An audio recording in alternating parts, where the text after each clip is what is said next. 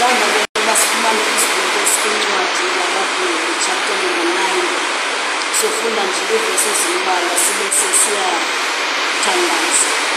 Ndiphethe iBhayibhile yesiZulu ke lapha ithi ngabaHebrew. Sofunda chapter number 9. Soqala kuvesi 50 siphele kuvesi number 53 sibe sesiyathandaza. Ufundeka ngohlobo kuvesi 50. U-Abimeleki wayeseya eThebhesi, wamisa malungana neThebhesi walithatha. So esixhoseni ithi u-Abimeleki wafike wayithimba uThebhesi wabe seyithathela kuyo. Kepha ke verse number 51, kepha phakathi komuzi wawukhona umbhoshongo oqinileyo. Phakathi kwawo noba kwale ndawo yaseThebhesi wawukhona indawo noba inqaba ephakamileyo noba umzi oqinileyo. Babalekela khona bonke abesilisa nabesifazane, babalekela kuwo lo mzi noba kule nqaba abantu abangabafazi nabantu abangootata noba amadoda. Abalekela indawo yaseThebhesi kwindawo enenqaba yakhona. Le nqaba le kwakuyinqaba eqinileyo. Nabo bonke abomuzi bezivalele phakathi benyukela ephahleni lombhoshongo. Bazivalela abantu, bazivalela phakathi kwale nqaba, babe sebenyukela kwigumbi eliphezulu. Verse number 52. U-Abimeleki wafika embhoshongweni walwa nawo. Wabe sefika u-Abimeleki enqabeni. Emveni koba efikile wabe sesilwa nayo.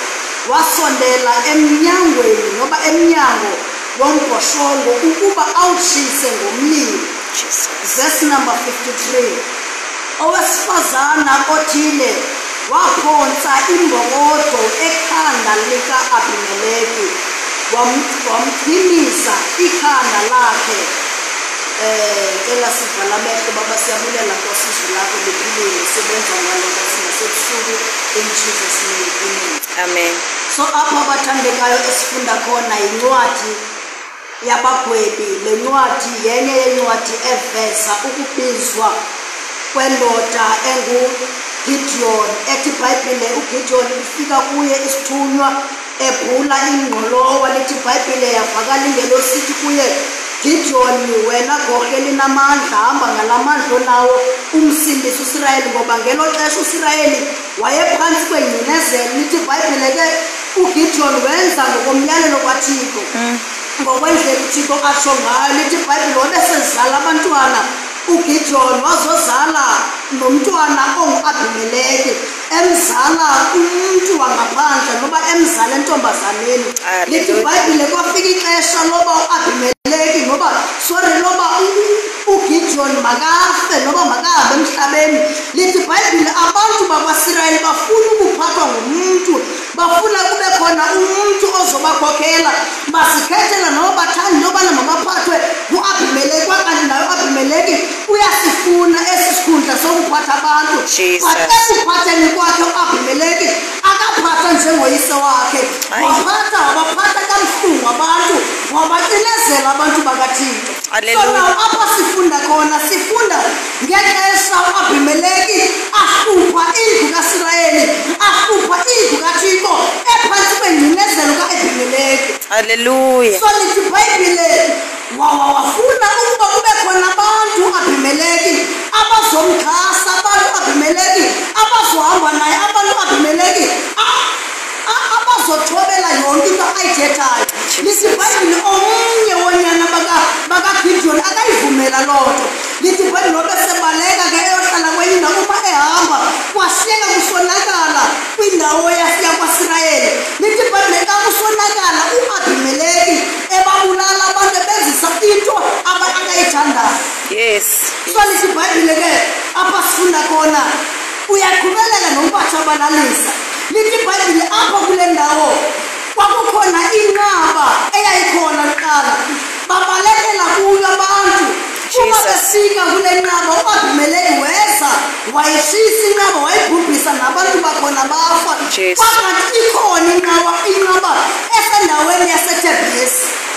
Le nqaba isendaweni yaseThebhesi. Ithi iBhayibhile ngokuba inegumbi eliphezulu. Noma zazikhona ezinqaba but yayikhona into eyayehluke ngayo.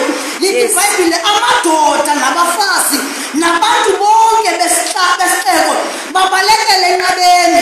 Sengathi namhlanje ningathi into yokubana into noyento ojongene nayo noba kuAbimeleki okuleqa ikhona indawo yokubalekela. Ukuyovakala uDavide sithi igama likaYehova liyinqaba apho balungisa Jesu. Nivumele ndimemezele ukuthi ikhona indawo yokubalekela. Hallelujah. Izinto zonke uAbimeleki ojongene nawo, mhlawumbi uAbimeleki ubulala abantwana bakho, mhlawumbi uAbimeleki ohlupha umuzi wakho, ohlupha ikhaya lakho, kodwa ikhona indawo yokubalekela. Yes. Ikhona indawo yokubalekela. Le ndawo yinqaba kulapho sibalekela khona. Ndike namva uDavide xa ngaba ejongene noYehova ngamanye amagama ndiza nento ekufanele uba ndibalekele kuyo. Nkosi. So sinendawo yokubalekela. Ndike ndamhlabelo wama wisile sithi uthi kulihlathi lethu. Yes. Uthi kulapho sizimela khona. Athi kangabethethu asa. Athi nakule ngqokolo yeYehova soyame ngawe. Ngamanye amagama nakwingqokolo kuyo balekele enqabeni. Balekele enqabeni nguYehova. Ndizothi namhlanje ungayi emagqirheni, ungayi kubaprofethi, ungayi kubathandazeli, kodwa balekele enqabeni. Ikhona indawo yokubalekela. Ikhona inqaba ekumele sibalekela kuyo. Jesus.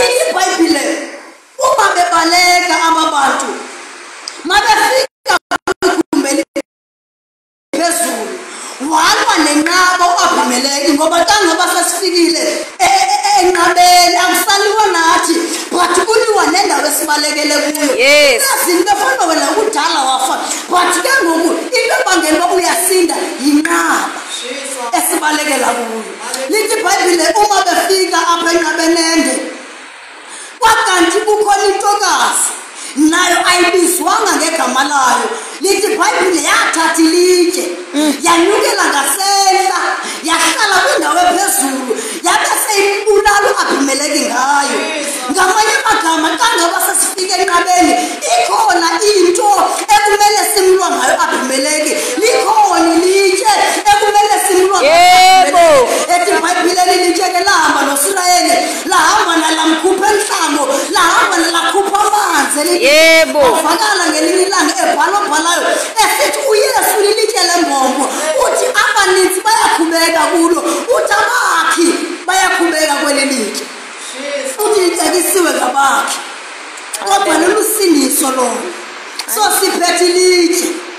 Eli litye sinqoba ngalo. Eli litye ndinento ethi uDavide watyhilekelwa ngexesha azobulala uGoliyathi wakhona ilitye nayo.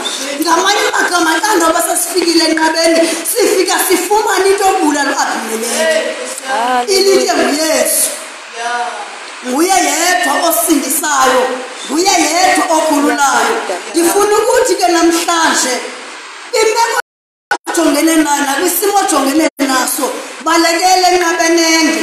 Xa sowufikile enqabenende thatha ilitye elinguYesu ungeze ecaweni but kuyuseless ukuze ecaweni ungenayo uYesu. Ungafika udwalise inamba yecawe but into ebalulekile noba yiba nelitye yiba noYesu enhliziyweni yakho olilitye esizimela ngaye esilwa ngaye esinqoba ngaye.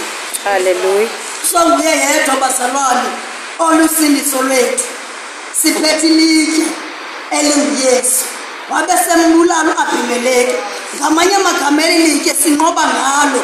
Athi afika amagqirha esositshabalalisa afika ngabi namandla ngoba siphethe ilitye. So namhlanje ndiya-advise ndiyacebisa into yokubana imeko kuyo kuloo ndawo kuyo zikhethele uYesu sindise.